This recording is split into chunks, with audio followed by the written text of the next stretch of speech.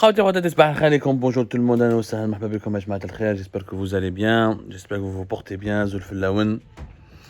Voilà, il s'est passé hier un événement qui est intriguant, un événement totalement intriguant. Depuis hier soir, je suis en train d'analyser, j'arrange un petit peu, voilà. Depuis hier soir, je suis en train d'analyser la portée, les enjeux de cet événement. J'ai appelé plusieurs sources, nous avons obtenu plusieurs informations, etc. J'étais en train de recouper. Et puis je me suis dit, mais c'est la première fois que ça se passe. C'est effectivement la première fois, c'est inédit, qu'un chef d'état-major de l'armée algérienne reçoit un diplomate américain en direct, comme ça, publiquement, sans la présence d'un représentant du pouvoir civil. C'est-à-dire sans la présence d'un représentant de la présidence de la République ou du ministère des Affaires étrangères. Une rencontre entre un diplomate américain, en l'occurrence l'ambassadeur des États-Unis d'Amérique, et le chef d'état-major de l'armée algérienne. Ça s'est jamais passé dans l'histoire de l'Algérie. Aidez-moi à faire des recherches si vous avez la preuve d'une cérémonie en tête-à-tête, une cérémonie spécialement organisée, une entrevue spécialement organisée, le chef d'état-major de l'armée algérienne et l'ambassadeur des États-Unis d'Amérique à Alger. Ça s'est passé hier, le mercredi 14 septembre 2022. Saïd Chengreha, en sa qualité de chef d'état-major de l'armée nationale, a accueilli, s'est entretenu, a reçu au siège du ministère de la Défense nationale l'ambassadrice des États-Unis, Madame Elisabeth Moore-Aubin. Et cette rencontre a vu la participation du secrétaire général du ministère de la Défense nationale et d'un certain nombre de généraux et de directeurs centraux du ministère de la Défense nationale. C'est-à-dire que l'ambassadrice des États-Unis a rencontré l'ensemble des décideurs de l'institution militaire algérienne. Étrange, inédit dans l'histoire du pays. Pour la simple raison que M. Saïd Chengreha n'a pas de poste politique. Il est chef d'état-major de l'armée. Il n'est même pas vice-ministre de la Défense nationale. Il n'occupe pas de poste politique. À quel titre il reçoit une diplomate étrangère, ambassadrice des États-Unis d'Amérique, représentant d'une grande puissance mondiale, certes, mais qui n'est pas normalement habilité à lui parler. Chengreha n'a rien à dire à Madame l'ambassadrice des États-Unis d'Amérique. Normalement, Madame l'ambassadrice des États-Unis d'Amérique, si elle veut parler, c'est aux autorités civiles. Elle peut parler au président de la République, où il en a déjà été reçu. Elle peut parler au Premier ministre. Elle peut parler au ministre de la Défense nationale. Si le ministre de la Défense nationale est différent, parce qu'en Algérie, c'est le président de la République qui est ministre de la Défense nationale. C'est le ministre de la Défense nationale qui est une personnalité civile. M. Saïd Chengreha est une personnalité militaire. Il n'a absolument rien à voir avec les relations extérieures ou la diplomatie, etc. Il est normalement habilité à parler de la coopération militaire avec vis-à-vis des interlocuteurs militaires. Or, l'ambassadrice des États-Unis d'Amérique, Madame Aubin, n'est pas une militaire. N'est pas une militaire. Mais encore une fois, c'est inédit. Où l'événement Hada, il est passé inaperçu.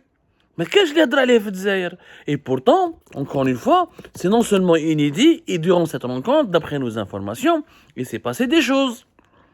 Il s'est vraiment passé des choses. Et des choses qui sont intrigantes. D'abord, le contexte dans lequel s'est déroulée cette entrevue, au moment de la guerre en Ukraine, au moment où l'Algérie est en train de coopérer de façon la coopération militaire de l'Algérie avec la Russie, elle est de plus en plus intense. Le contenu de la discussion, ce que nous avons pu obtenir comme information, en deuxième position, en deuxième lieu. Le caractère inédit de cette rencontre. Madame Aubin a été reçue par le président de la République, Abdelmadjid Tebboune, en février 2022, le 9 février 2022. Encore une fois, quand l'ambassadrice des États-Unis d'Amérique rencontre les autorités civiles suprêmes de l'État, il n'y a absolument rien d'anormal à cela. Non, elle a rencontré donc le président Abdelmadjid Tebboune le 9 février où elle lui a remis ses lettres de créance.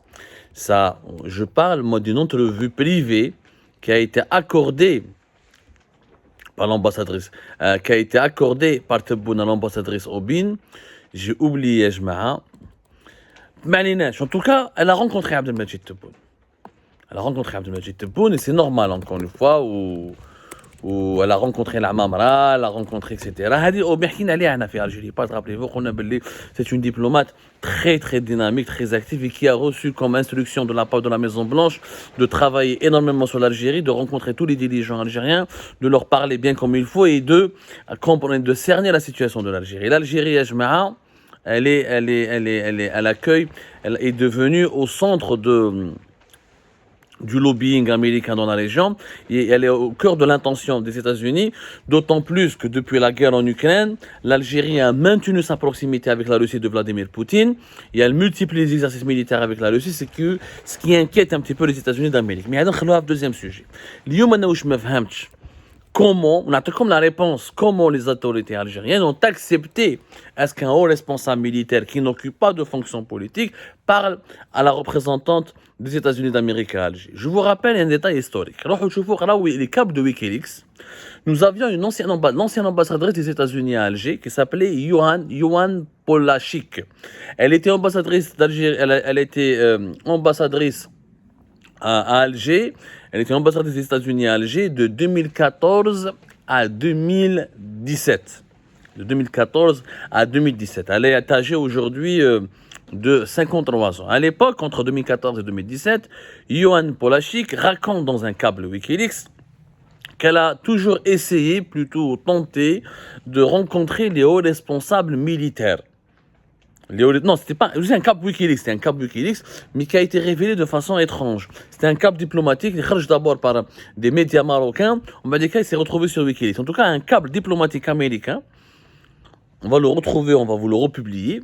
Elle raconte que Bouteflika, à l'époque, interdisait catégoriquement, et que le pouvoir algérien interdisait catégoriquement à l'ambassadrice des États-Unis de rencontrer les militaires algériens. Et pourtant, à l'époque, Yohan Polachik faisait un énorme lobbying pour rencontrer Guy Saleh, qui était le chef d'état-major de l'armée et qui était vice-ministre de la Défense nationale. Mais elle n'a jamais pu le rencontrer en privé ou là en tête-à-tête au ministère de la Défense nationale. Le régime Bouteflika imposait toujours un canal qui est le canal politique, qui est le pouvoir civil. Où la diplomate américaine, vous pouvez retrouver ses propos. Dans ce cadre diplomatique, Yohan Polachik se plaignait de ces obstacles qui étaient dressés sur son chemin. Elle se plaignait ouvertement. Le régime algérien a changé de doctrine. Parce que l'armée en Algérie, c'est la colonne vertébrale de l'État, le pouvoir militaire est important, mais sur la scène internationale, sur l'échiquier politique international, le régime algérien a toujours respecté les apparences. Ou là, il a toujours respecté les codes diplomatiques. Un civil ne rencontre pas un militaire. Quand il y a des représentants militaires, il rencontre un civil. Et quand il y a des représentants militaires, rencontrent les militaires algériens. Et encore, par exemple, lorsque au mois de fin septembre 2021, le chef du commandement des États-Unis pour l'Afrique, l'Africom, le général Stephen Townsend, voilà, a visité l'Algérie, il a fait une tournée au Maghreb. Lorsqu'il s'est rendu en Libye, en Tunisie, ensuite il s'est rendu en Algérie. Lorsqu'il a rencontré les hauts responsables algériens, il a rencontré le président Abdelmadjid Tebboune et il a rencontré Saïd Chengriha en présence d'Abdelmadjid Tebboune. Il n'a pas pu rencontrer Saïd Chengriha sans la présence de Tebboune et en présence du ministre des Affaires étrangères de l'époque qui était Sabri Boukadoum. Donc il y avait toujours des autorités civiles qui étaient présentes. Récemment, ça a changé. En fait, la réalité, la vérité, c'est quoi? C'est que d'après nos informations, cette rencontre avec l'ambassadrice des États-Unis d'Amérique est le fruit de fortes pressions qui ont été exercées par la diplomatie américaine, notamment par le département d'État et par l'administration de la Maison-Blanche, pour obliger le régime algérien à accepter une rencontre directe avec les militaires. Les États-Unis d'Amérique ont insisté et insistent depuis 2021 pour parler directement aux militaires. Ils ne veulent plus se contenter de parler à Tebboune. Parce qu'ils estiment certainement que Tebboune ne détient pas le pouvoir à 100%, qu'il n'est pas le seul décideur, et que dans tout ce qui concerne la coopération sécuritaire et militaire, et la gestion des affaires militaires et sécuritaires, l'armée a son mot à dire.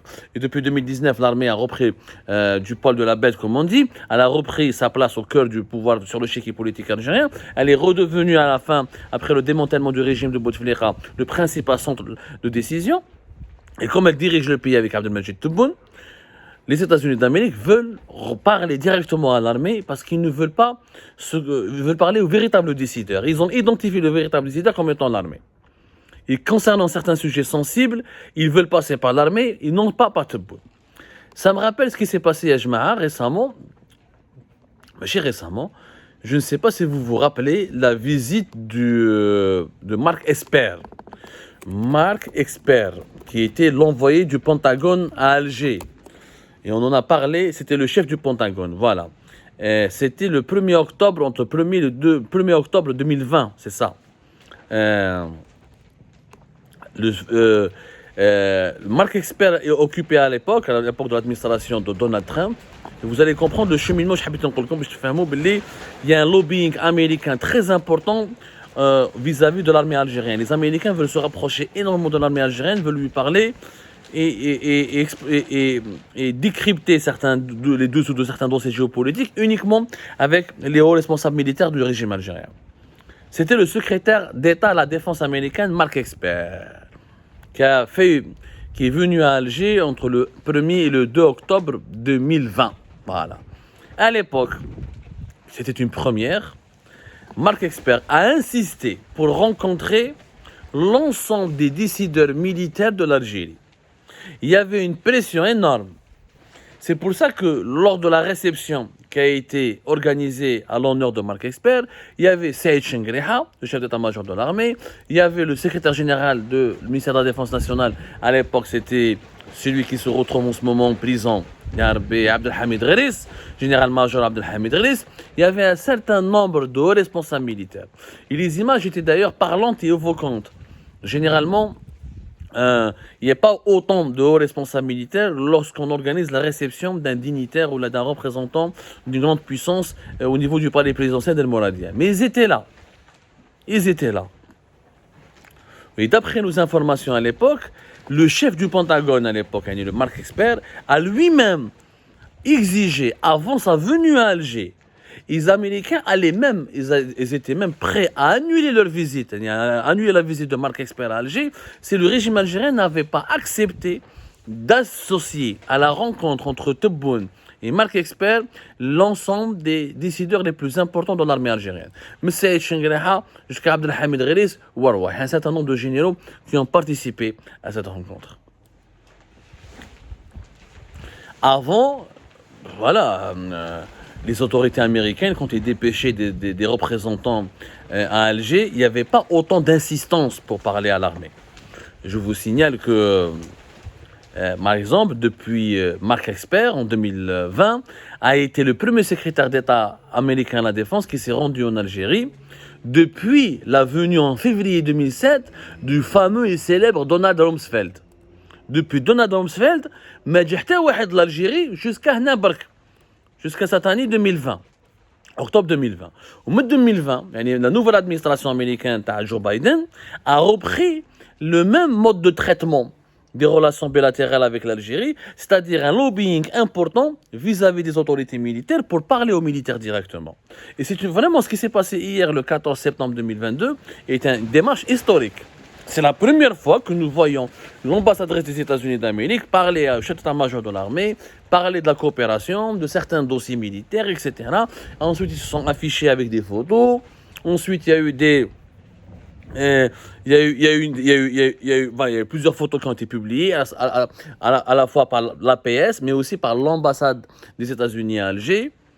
Ce qui prouve encore une fois, et enfin, on ne pourra pas tout dire dans une vidéo, on laissera le troisième chapitre du contenu de ce qui se passe.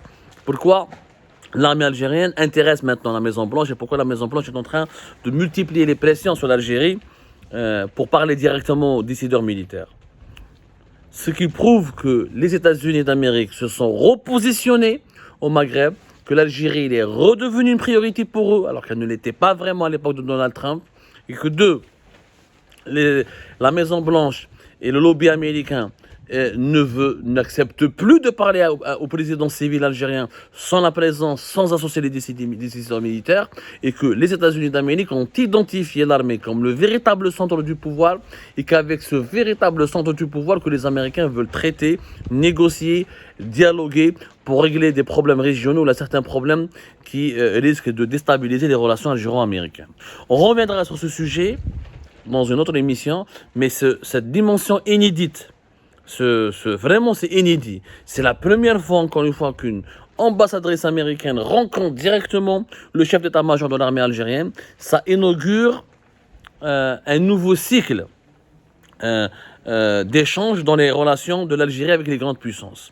Et je pense que les États-Unis d'Amérique ne seront pas les seuls à vouloir parler à l'institution militaire algérienne et ne seront pas la seule puissance qui voudront dialoguer directement et traiter directement avec l'institution militaire. Je rappelle que lors de la visite d'Emmanuel Macron, entre le 25 et le 27 août dernier, Emmanuel Macron, le président français, la rencontre la plus importante, c'est celle qui a réuni Abdelmadjid Tebboune, Emmanuel Macron et l'ensemble des responsables des services secrets français avec l'ensemble des responsables des services secrets algériens en présence des chefs d'état-major des deux pays. C'était la première fois que l'armée algérienne et les services secrets algériens organisent une rencontre publique, officielle. Cette rencontre a été organisée à la résidence présidentielle de Zerada, donc un des sièges de la présidente de la République, pour parler officiellement des problèmes de sécurité et des problèmes qui menacent la stabilité militaire et régionale. C'était la première rencontre entre les institutions militaires et sécuritaires françaises et les institutions militaires et sécuritaires algériennes. Et aujourd'hui, hier le 14 septembre, pour la première fois, nous avons enregistré une rencontre entre l'ambassadrice des États-Unis d'Amérique et le chef d'état-major et un ensemble des généraux et des principaux décideurs de l'armée algérienne. Il y a un changement de paradigme dans les relations qui lient l'Algérie aux grandes puissances. L'armée est devenue en tout cas, elle est réclamée, elle est convoitée, elle subit aussi des pressions. Si elle subit des pressions de la part des puissances étrangères, c'est parce qu'elle est au centre de toutes les attentions. A tout à l'heure pour la suite de ce décryptage.